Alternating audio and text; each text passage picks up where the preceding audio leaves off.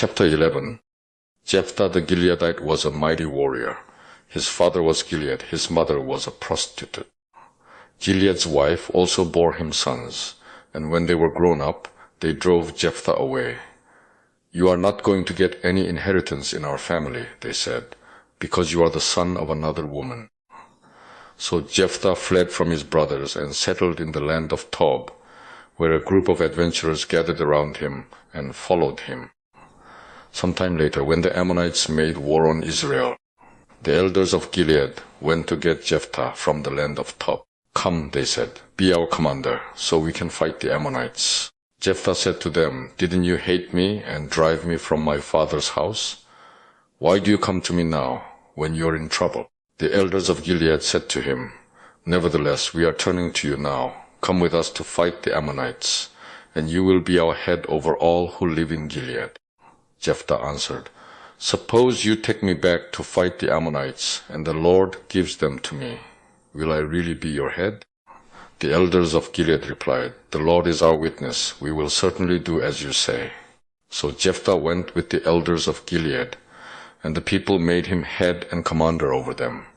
And he repeated all his words before the Lord in Mizpah.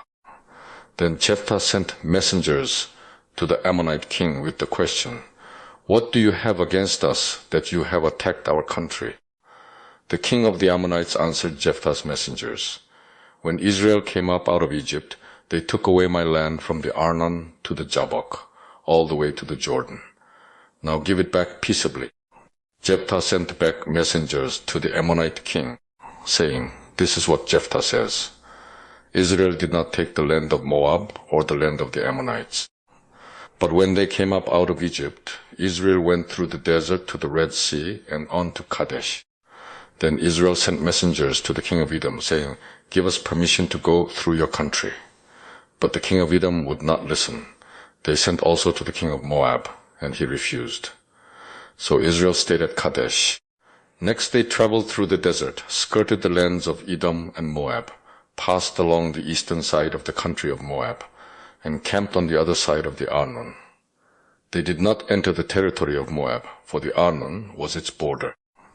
Then Israel sent messengers to Sihon king of the Amorites, who ruled in Heshbon, and said to him, 'Let us pass through your country to our own place.' Sihon, however, did not trust Israel to pass through his territory. He mustered all his men, and encamped at Jahaz, and fought with Israel. Then the Lord, the God of Israel, gave Sihon and all his men into Israel's hands, and they defeated them.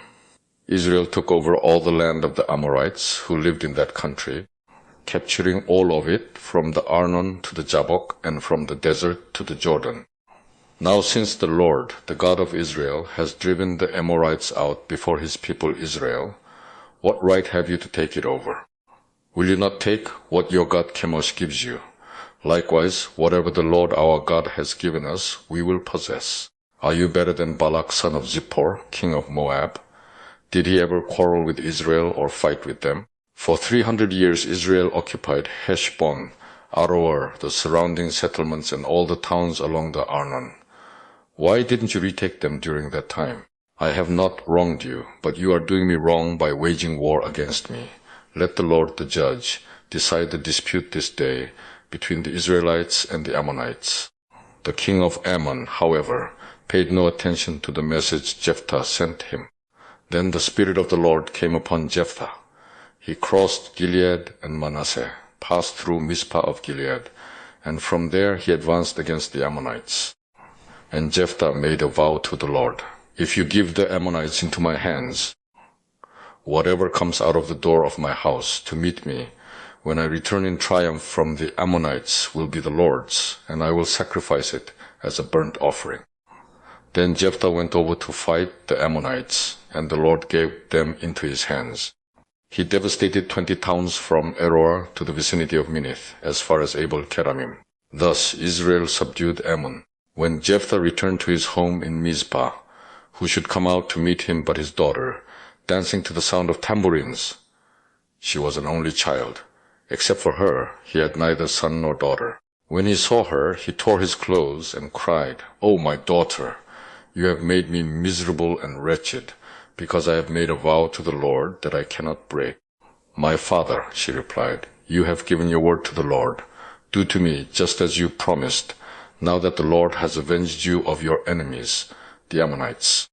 But grant me this one request, she said. Give me 2 months to roam the hills and weep with my friends, because I will never marry.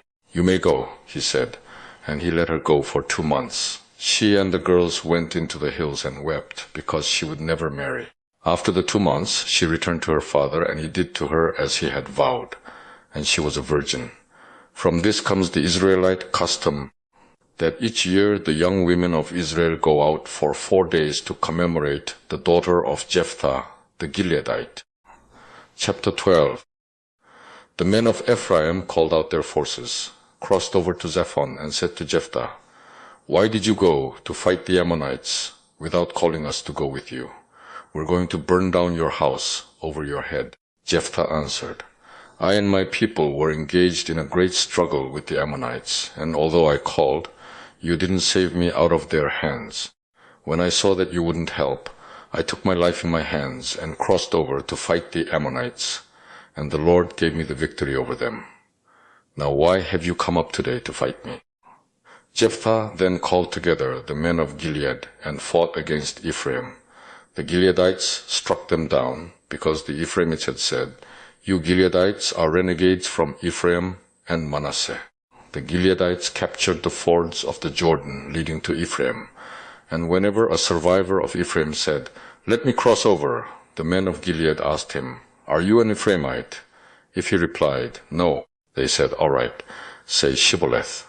If he said Sibboleth, because he could not pronounce the word correctly, they seized him and killed him at the fords of the Jordan. 42,000 Ephraimites were killed at that time. Jephthah led Israel 6 years. Then Jephthah the Gileadite died and was buried in a town in Gilead. After him, Ibzan of Bethlehem led Israel. He had 30 sons and 30 daughters. He gave his daughters away in marriage to those outside his clan, and for his sons he brought in 30 young women as wives from outside his clan. Ibzan led Israel 7 years. Then Ibzan died and was buried in Bethlehem. After him, Elon the Zebulunite led Israel 10 years. Then Elon died and was buried in Ajalon in the land of Zebulun. Abdon, son of Hillel, from Pirathon, led Israel. He had 40 sons and 30 grandsons who rode on 70 donkeys. He led Israel 8 years. Then Abdon, son of Hillel, died and was buried at Pirathon in Ephraim in the hill country of the Amalekites. Chapter 13. Again, the Israelites did evil in the eyes of the Lord, so the Lord delivered them into the hands of the Philistines for 40 years. A certain man of Zorah, named Manoah, from the clan of the Danites, had a wife who was sterile and remained childless. The angel of the Lord appeared to her and said, you are sterile and childless, but you are going to conceive and have a son. Now see to it that you drink no wine or other fermented drink, and that you do not eat anything unclean, because you will conceive and give birth to a son.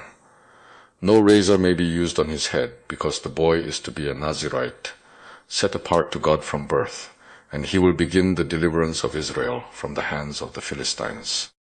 Then the woman went to her husband and told him, a man of God came to me. He looked like an angel of God, very awesome. I didn't ask him where he came from, and he didn't tell me his name. But he said to me, you will conceive and give birth to a son.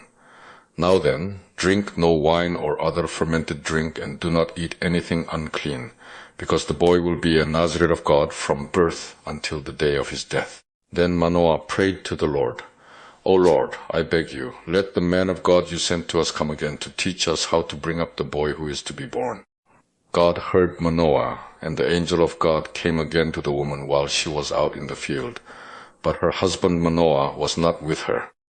The woman hurried to tell her husband, he's here, the man who appeared to me the other day. Manoah got up and followed his wife. When he came to the man, he said, are you the one who talked to my wife? I am, he said. So Manoah asked him, when your words are fulfilled, what is to be the rule for the boy's life and work?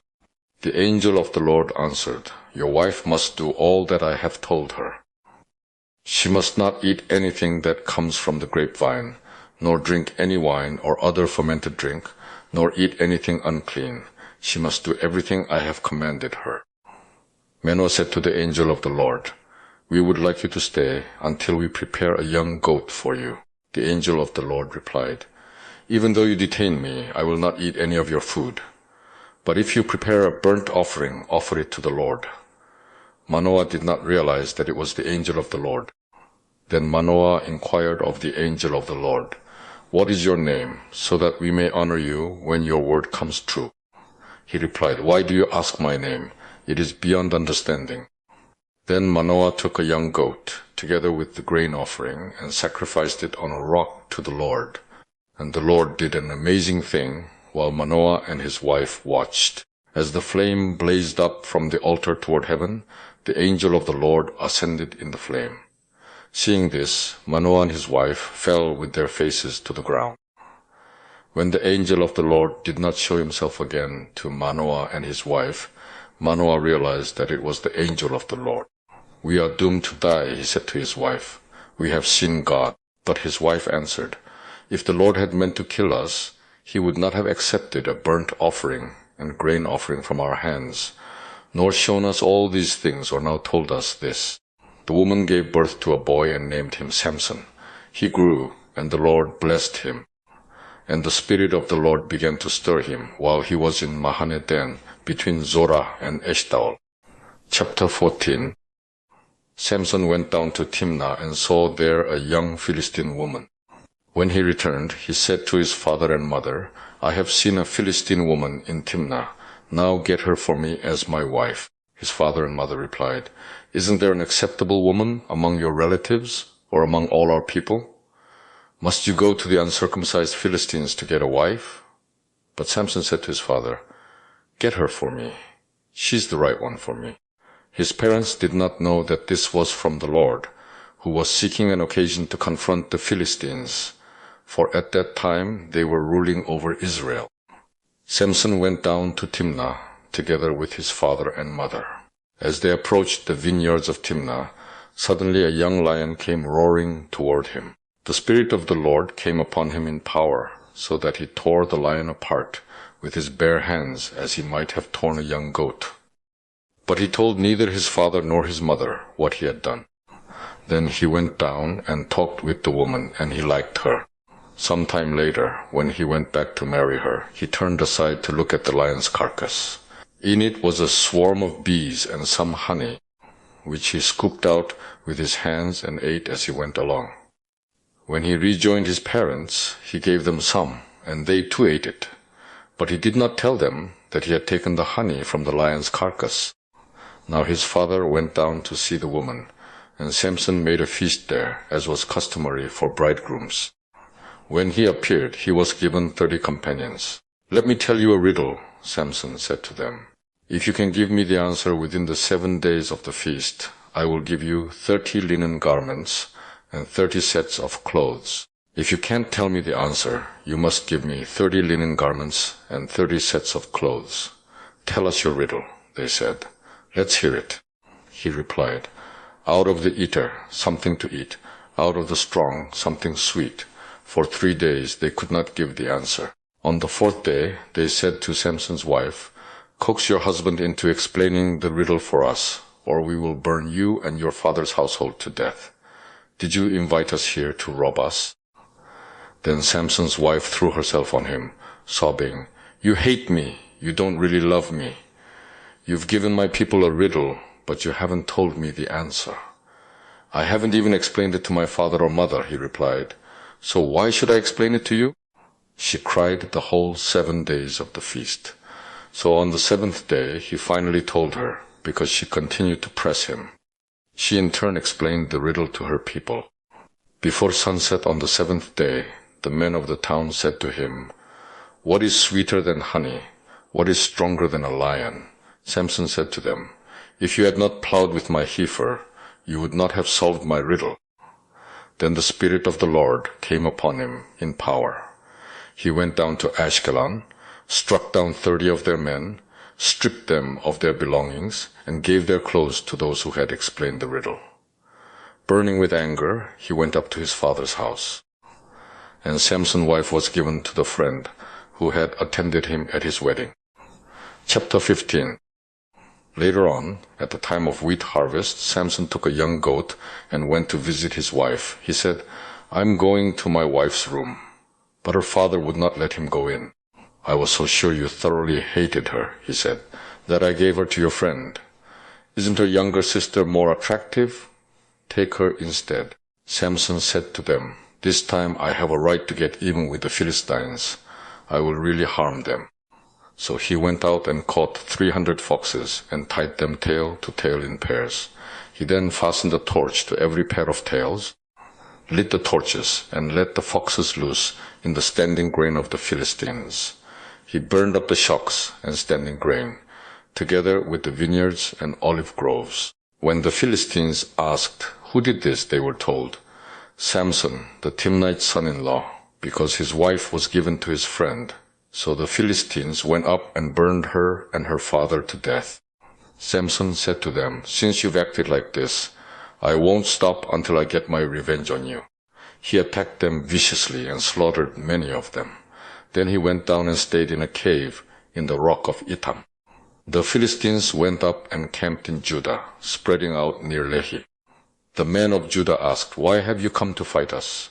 "We have come to take Samson prisoner," they answered, "to do to him as he did to us." Then 3,000 men from Judah went down to the cave in the rock of Etam and said to Samson, "Don't you realize that the Philistines are rulers over us?" "What have you done to us?" he answered. "I merely did to them what they did to me." They said to him, "We've come to tie you up and hand you over to the Philistines." Samson said, "Swear to me that you won't kill me yourselves." "Agreed," they answered. "We will only tie you up and hand you over to them. We will not kill you." So they bound him with 2 new ropes and led him up from the rock. As he approached Lehi, the Philistines came toward him shouting. The Spirit of the Lord came upon him in power. The ropes on his arms became like charred flax, and the bindings dropped from his hands. Finding a fresh jawbone of a donkey, he grabbed it and struck down 1,000 men. Then Samson said, "With the donkey's jawbone I have made donkeys of them. With the donkey's jawbone I have killed 1,000 men." When he finished speaking, he threw away the jawbone, and the place was called Ramath Lehi. Because he was very thirsty, he cried out to the Lord, "You have given your servant this great victory. Must I now die of thirst and fall into the hands of the uncircumcised?" Then God opened up the hollow place in Lehi, and water came out of it.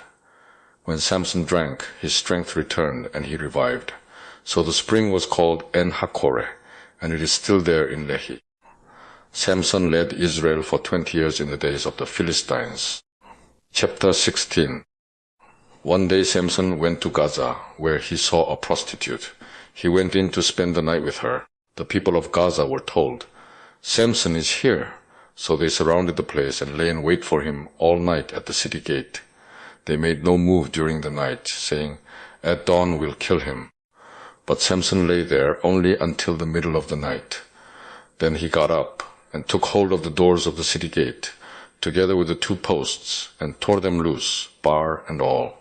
He lifted them to his shoulders and carried them to the top of the hill that faces Hebron.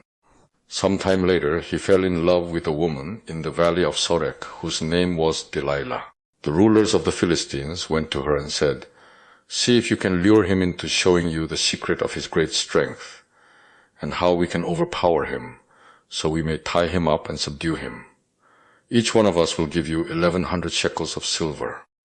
So Delilah said to Samson, "Tell me the secret of your great strength, and how you can be tied up and subdued."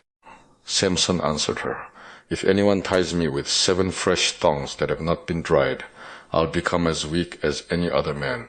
Then the rulers of the Philistines brought her 7 fresh thongs that had not been dried, and she tied him with them. With men hidden in the room, she called to him, "Samson, the Philistines are upon you." But he snapped the thongs as easily as a piece of string snaps when it comes close to a flame. So the secret of his strength was not discovered. Then Delilah said to Samson, "You have made a fool of me. You lied to me. Come now, tell me how you can be tied." He said, "If anyone ties me securely with new ropes that have never been used, I'll become as weak as any other man." So Delilah took new ropes and tied him with them. Then, with men hidden in the room, she called to him, "Samson, the Philistines are upon you." But he snapped the ropes off his arms, as if they were threads. Delilah then said to Samson, "Until now you have been making a fool of me and lying to me. Tell me how you can be tied." He replied, "If you weave the 7 braids of my head into the fabric on the loom and tighten it with the pin, I'll become as weak as any other man." So while he was sleeping, Delilah took the 7 braids of his head, wove them into the fabric, and tightened it with the pin. Again she called to him, "Sam, the Philistines are upon you." He awoke from his sleep and pulled up the pin and the loom with the fabric. Then she said to him, "How can you say I love you when you won't confide in me? This is the 3rd time you have made a fool of me and haven't told me the secret of your great strength." With such nagging she prodded him day after day until he was tired to death. So he told her everything. "No razor has ever been used on my head," he said, "because I have been a Nazirite set apart to God since birth. If my head were shaved, my strength would leave me, and I would become as weak as any other man." When Delilah saw that he had told her everything, she sent word to the rulers of the Philistines, "Come back once more, he has told me everything." So the rulers of the Philistines returned with the silver in their hands. Having put him to sleep on her lap, she called a man to shave off the 7 braids of his hair, and so began to subdue him, and his strength left him. Then she called, "Samson, the Philistines are upon you." He awoke from his sleep and thought, "I'll go out as before and shake myself free." But he did not know that the Lord had left him. Then the Philistines seized him, gouged out his eyes, and took him down to Gaza. Binding him with bronze shackles, they set him to grinding in the prison. But the hair on his head began to grow again, after it had been shaved.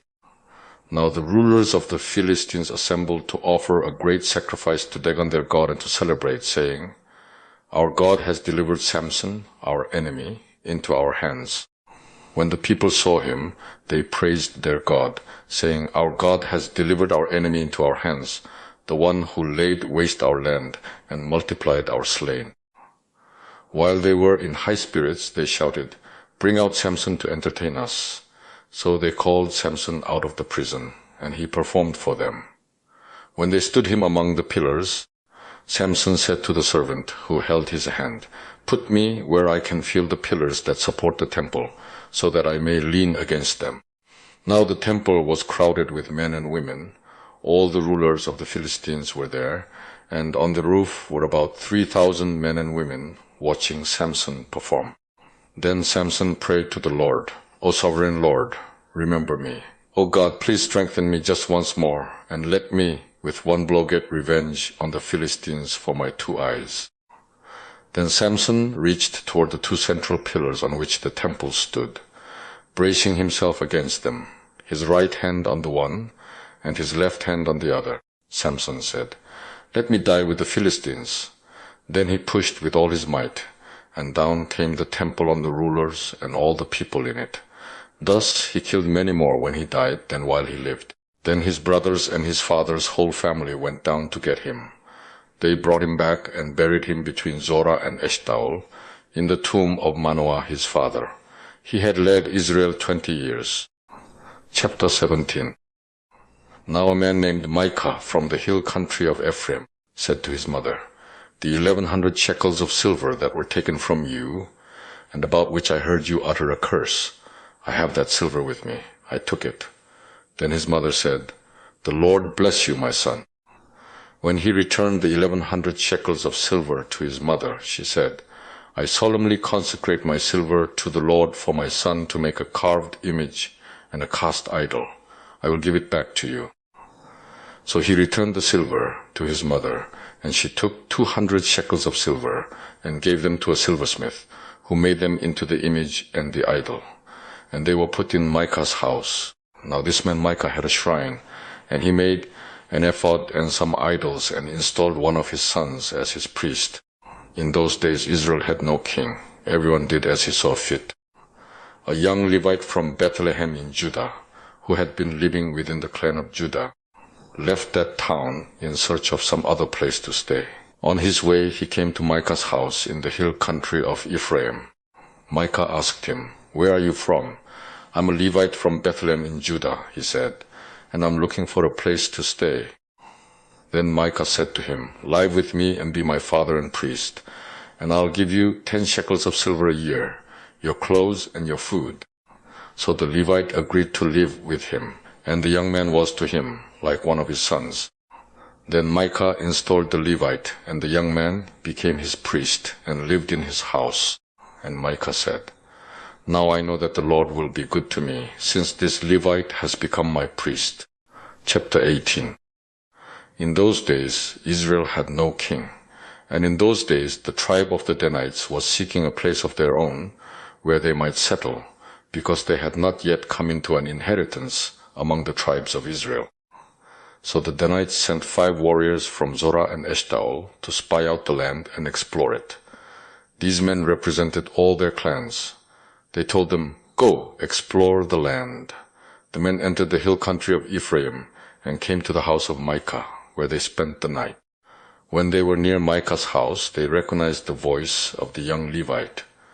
So they turned in there and asked him, "Who brought you here? What are you doing in this place? Why are you here?" He told them what Micah had done for him and said, "He has hired me and I am his priest." Then they said to him, "Please inquire of God to learn whether our journey will be successful." The priest answered them, "Go in peace. Your journey has the Lord's approval." So the 5 men left and came to Laish, where they saw that the people were living in safety, like the Sidonians, unsuspecting and secure. And since their land lacked nothing, they were prosperous. Also, they lived a long way from the Sidonians and had no relationship with anyone else. When they returned to Zorah and Eshtaol, their brothers asked them, "How did you find things?" They answered, "Come on, let's attack them. We have seen that the land is very good. Aren't you going to do something? Don't hesitate to go there and take it over. When you get there, you will find an unsuspecting people and a spacious land that God has put into your hands, a land that lacks nothing whatever." Then 600 men from the clan of the Danites, armed for battle, set out from Zorah and Eshtaol. On their way, they set up camp near Kiryat Jearim in Judah. This is why the place west of Kiryat Jearim is called Mahane Dan to this day. From there they went on to the hill country of Ephraim and came to Micah's house. Then the 5 men who had spied out the land of Laish said to their brothers, "Do you know that one of these houses has an ephod, other household gods, a carved image and a cast idol? Now you know what to do." So they turned in there and went to the house of the young Levite at Micah's place and greeted him. The 600 Danites, armed for battle, stood at the entrance to the gate.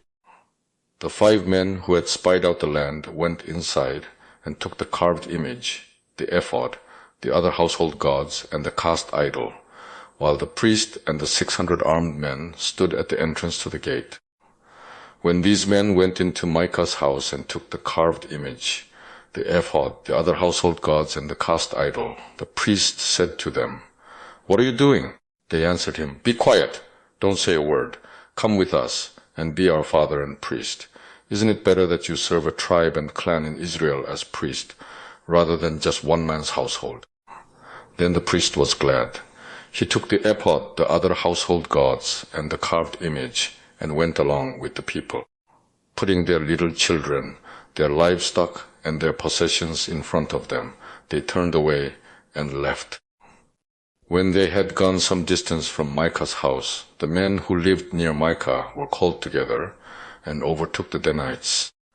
As they shouted after them, the Danites turned and said to Micah, "What's the matter with you that you called out your men to fight?" He replied, "You took the gods I made and my priest and went away. What else do I have? How can you ask, what's the matter with you?" The Danites answered, "Don't argue with us, or some hot-tempered men will attack you, and you and your family will lose your lives." So the Danites went their way, and Micah, seeing that they were too strong for him, turned around and went back home. Then they took what Micah had made, and his priest, and went on to Laish against the peaceful and unsuspecting people. They attacked them with the sword and burned down their city. There was no one to rescue them because they lived a long way from Sidon and had no relationship with anyone else. The city was in a valley near Beth Rehob. The Danites rebuilt the city and settled there. They named it Dan after their forefather Dan, who was born to Israel, though the city used to be called Laish. There the Danites set up for themselves the idols, and Jonathan son of Gershom, the son of Moses, and his sons were priests for the tribe of Dan until the time of the captivity of the land. They continued to use the idols Micah had made all the time the house of God was in Shiloh. Chapter 19. In those days Israel had no king. Now a Levite who lived in a remote area in the hill country of Ephraim took a concubine from Bethlehem in Judah. But she was unfaithful to him. She left him and went back to her father's house in Bethlehem, Judah. After she had been there 4 months, her husband went to her to persuade her to return. He had with him his servant and 2 donkeys. She took him into her father's house, and when her father saw him, he gladly welcomed him. His father-in-law, the girl's father, prevailed upon him to stay, so he remained with him 3 days, eating and drinking and sleeping there. On the 4th day, they got up early, and he prepared to leave, but the girl's father said to his son-in-law, "Refresh yourself with something to eat, then you can go." So the 2 of them sat down to eat and drink together. Afterward, the girl's father said, "Please stay tonight and enjoy yourself." And when the man got up to go, his father-in-law persuaded him, so he stayed there that night.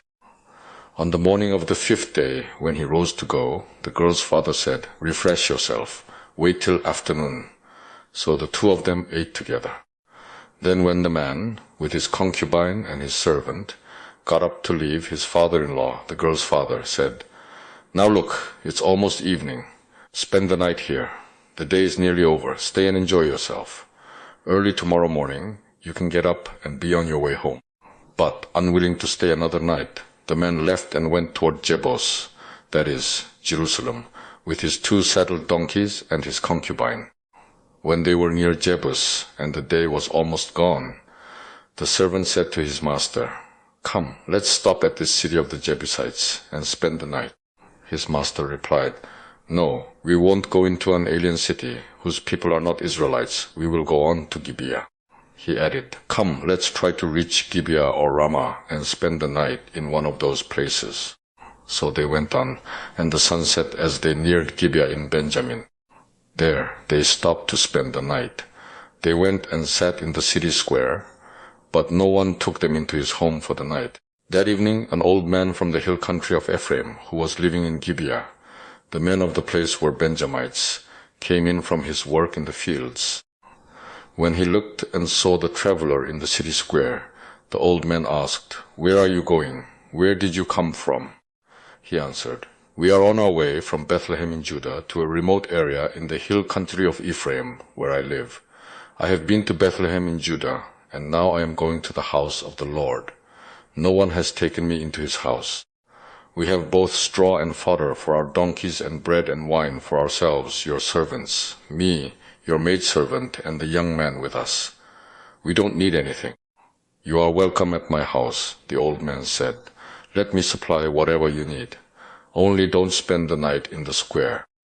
So he took him into his house and fed his donkeys. After they had washed their feet, they had something to eat and drink. While they were enjoying themselves, some of the wicked men of the city surrounded the house. Pounding on the door, they shouted to the old man who owned the house, "Bring out the man who came to your house so we can have sex with him."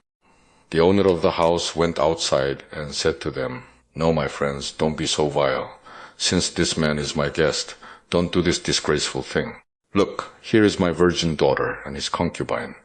I will bring them out to you now, and you can use them and do to them whatever you wish. But to this man, don't do such a disgraceful thing." But the men would not listen to him. So the men took his concubine and sent her outside to them, and they raped her and abused her throughout the night, and at dawn they let her go. At daybreak the woman went back to the house where her master was staying, fell down at the door and lay there until daylight. When her master got up in the morning and opened the door of the house and stepped out to continue on his way, there lay his concubine, fallen in the doorway of the house, with her hands on the threshold. He said to her, "Get up, let's go." But there was no answer. Then the man put her on his donkey and set out for home. When he reached home, he took a knife and cut up his concubine, limb by limb, into 12 parts and sent them into all the areas of Israel. Everyone who saw it said, "Such a thing has never been seen or done, not since the day the Israelites came up out of Egypt. Think about it, consider it, tell us what to do." Chapter 20. Then all the Israelites from Dan to Beersheba and from the land of Gilead came out as one man and assembled before the Lord in Mizpah. The leaders of all the people of the tribes of Israel took their places in the assembly of the people of God, 400,000 soldiers armed with swords. The Benjamites heard that the Israelites had gone up to Mizpah. Then the Israelites said, "Tell us how this awful thing happened." So the Levite, the husband of the murdered woman, said, "I and my concubine came to Gibeah in Benjamin to spend the night. During the night the men of Gibeah came after me and surrounded the house, intending to kill me. They raped my concubine, and she died. I took my concubine, cut her into pieces, and sent one piece to each region of Israel's inheritance, because they committed this lewd and disgraceful act in Israel. Now, all you Israelites, speak up and give your verdict." All the people rose as one man, saying, "None of us will go home. No, not one of us will return to his house. But now this is what we'll do to Gibeah. We'll go up against it as the lot directs. We'll take 10 men out of every 100 from all the tribes of Israel, and 100 from 1,000, and 1,000 from 10,000, to get provisions for the army. Then, when the army arrives at Gibeah in Benjamin, it can give them what they deserve for all this vileness done in Israel." So all the men of Israel got together and united as one man against the city. The tribes of Israel sent men throughout the tribe of Benjamin, saying, "What about this awful crime that was committed among you? Now surrender those wicked men of Gibeah, so that we may put them to death and purge the evil from Israel." But the Benjamites would not listen to their fellow Israelites. From their towns they came together at Gibeah to fight against the Israelites. At once the Benjamites mobilized 26,000 swordsmen from their towns, in addition to 700 chosen men from those living in Gibeah. Among all these soldiers there were 700 chosen men who were left-handed, each of whom could sling a stone at a hair and not miss. Israel, apart from Benjamin, mustered 400,000 swordsmen, all of them fighting men. The Israelites went up to Bethel and inquired of God. They said, "Who of us shall go first to fight against the Benjamites?" The Lord replied, "Judah shall go first." The next morning the Israelites got up and pitched camp near Gibeah. The men of Israel went out to fight the Benjamites and took up battle positions against them at Gibeah. The Benjamites came out of Gibeah and cut down 22,000 Israelites on the battlefield that day. But the men of Israel encouraged one another and again took up their positions where they had stationed themselves the first day. The Israelites went up and wept before the Lord until evening, and they inquired of the Lord. They said, "Shall we go up again to battle against the Benjamites, our brothers?" The Lord answered, "Go up against them." Then the Israelites drew near to Benjamin the second day. This time, when the Benjamites came out from Gibeah to oppose them, they cut down another 18,000 Israelites, all of them armed with swords. Then the Israelites, all the people, went up to Bethel, and there they sat weeping before the Lord. They fasted that day until evening and presented burnt offerings and fellowship offerings to the Lord. And the Israelites inquired of the Lord. In those days the ark of the covenant of God was there, with Phinehas, son of Eleazar, the son of Aaron, ministering before it. They asked, "Shall we go up again to battle with Benjamin our brother or not?" The Lord responded, "Go, for tomorrow I will give them into your hands." Then Israel set an ambush around Gibeah.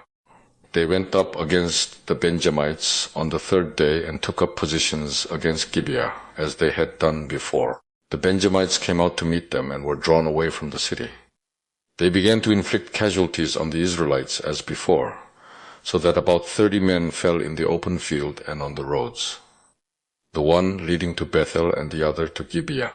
While the Benjamites were saying, "We are defeating them as before," the Israelites were saying, "Let's retreat and draw them away from the city to the roads." All the men of Israel moved from their places and took up positions at Baal Tamar, and the Israelite ambush charged out of its place on the west of Gibeah. Then 10,000 of Israel's finest men made a frontal attack on Gibeah. The fighting was so heavy that the Benjamites did not realize how near disaster was. The Lord defeated Benjamin before Israel, and on that day the Israelites struck down 2,500 Benjamites, all armed with swords. Then the Benjamites saw that they were beaten. Now the men of Israel had given way before Benjamin, because they relied on the ambush they had set near Gibeah. The men who had been in ambush made a sudden dash into Gibeah, spread out and put the whole city to the sword. The men of Israel had arranged with the ambush that they should send up a great cloud of smoke from the city, and then the men of Israel would turn in the battle. The Benjamites had begun to inflict casualties on the men of Israel, about 30, and they said, "We are defeating them as in the first battle." But when the column of smoke began to rise from the city, the Benjamites turned and saw the smoke of the whole city going up into the sky. Then the men of Israel turned on them, and the men of Benjamin were terrified, because they realized that disaster had come upon them. So they fled before the Israelites in the direction of the desert, but they could not escape the battle, and the men of Israel who came out of the towns cut them down there. They surrounded the Benjamites, chased them, and easily overran them in the vicinity of Gibeah on the east. 18,000 Benjamites fell, all of them valiant fighters. As they turned and fled toward the desert to the rock of Rimmon, the Israelites cut down 5,000 men along the roads. They kept pressing after the Benjamites as far as Gidom and struck down 2,000 more. On that day 25,000 Benjamite swordsmen fell, all of them valiant fighters. But 600 men turned and fled into the desert to the rock of Rimmon, where they stayed 4 months. The men of Israel went back to Benjamin and put all the towns to the sword, including the animals and everything else they found. All the towns they came across they set on fire. JDG Chapter 21. The men of Israel had taken an oath at Mizpah. "Not one of us will give his daughter in marriage to a Benjamite." The people went to Bethel, where they sat before God until evening, raising their voices and weeping bitterly. "O Lord, the God of Israel," they cried, "why has this happened to Israel? Why should one tribe be missing from Israel today?" Early the next day, the people built an altar and presented burnt offerings and fellowship offerings. Then the Israelites asked, "Who from all the tribes of Israel has failed to assemble before the Lord?" For they had taken a solemn oath that anyone who failed to assemble before the Lord at Mizpah should certainly be put to death. Now the Israelites grieved for their brothers, the Benjamites. "Today one tribe is cut off from Israel," they said. "How can we provide wives for those who are left, since we have taken an oath by the Lord not to give them any of our daughters in marriage?" Then they asked, "Which one of the tribes of Israel failed to assemble before the Lord at Mizpah?" They discovered that no one from Jabesh Gilead had come to the camp for the assembly. For when they counted the people, they found that none of the people of Jabesh Gilead were there. So the assembly sent 12,000 fighting men with instructions to go to Jabesh Gilead and put to the sword those living there, including the women and children. "This is what you are to do," they said. "Kill every male and every woman who is not a virgin." They found among the people living in Jabesh Gilead 400 young women who had never slept with a man, and they took them to the camp at Shiloh in Canaan. Then the whole assembly sent an offer of peace to the Benjamites at the rock of Rimmon. So the Benjamites returned at that time and were given the women of Jabesh Gilead who had been spared. But there were not enough for all of them. The people grieved for Benjamin because the Lord had made a gap in the tribes of Israel. And the elders of the assembly said, "With the women of Benjamin destroyed, how shall we provide wives for the men who are left? The Benjamite survivors must have heirs," they said, "so that a tribe of Israel will not be wiped out. We can't give them our daughters as wives, since we Israelites have taken this oath, 'Cursed be anyone who gives a wife to a Benjamite.' But look, there is the annual festival of the Lord in Shiloh, to the north of Bethel, and east of the road that goes from Bethel to Shechem, and to the south of Lebonah." So they instructed the Benjamites, saying, "Go and hide in the vineyards, and watch.